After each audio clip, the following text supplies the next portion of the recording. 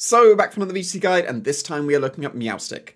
Has to contend with all the other good Prankster users in the format, but it definitely does have its niche. It gets Fake Out, only a couple of the Prankster Pokemon get Fake Out, so that already sets it apart, because it can already get a faster Fake Out than opposing Incineroars, for example. The other big thing is Yawn, Prankster Yawn. So this will be able to pin down opponents pretty well. It was much more effective back in the Dynamax era, where yawning a Dynamax Pokemon was very effective. Yawn still absolutely works in this format too. So being able to definitely yawn this slot and then force it to switch out or go to sleep, that is pretty effective for Meowstic.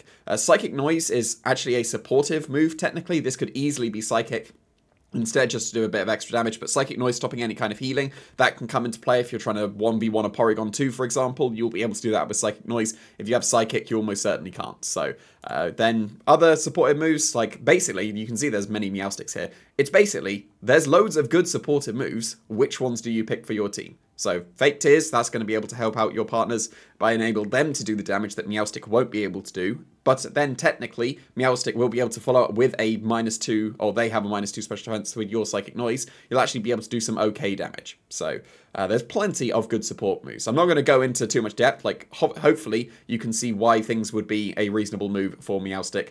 Screens is good. Have Light Clay if you have that. Helping Hand instead of Fake Tears gets the physical side. Skill Swap, that's mainly if you skill swap one of your Spore Pokemon. So like a Brute Bonnet or a Amoonguss. You can skill swap yourself and then get Prankster Spores, which is quite funny.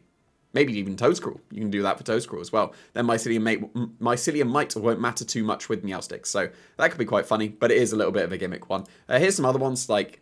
Yeah, Thunder Wave's good speed control, Charm's good damage control, Gravity, that will enable Hypnosis stuff, Misty Terrain is able to stop status and also beat Psy Spam. Psychic Terrain, that'll be able to act like a Quick Guard, increasing your Psychic type attacks as well. It's not a counter to Psy Spam, because obviously that would enable it a bit more, but it stops any priority, so does Quick Guard. That's a one-time thing, but Psychic Terrain is permanent. Rain Dance and Sunny Day, weather's good. Leer is good damage control, Tickle is good damage control, There is not damage control, damage enabling. Tickle is damage control and damage enabling, but just for one single target.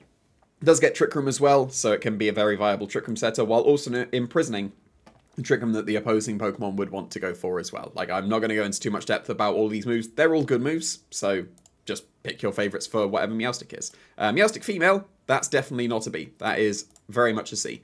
Competitive is a very good ability, but it doesn't have the best bulk and doesn't have the best special attack. So you'd probably need the Life Orb to be able to increase the damage output even more. Its speed is good, and that means it doesn't really need Prankster as much, but you get to just do as much damage as possible after hopefully being intimidated. A Terra Ground's Terra Blast with a Life Orb would be able to OHKO an Incineroar if they have just intimidated you, so that would be a nice little thing for Meowstic Female, but for the most part, you're probably going to see the male one.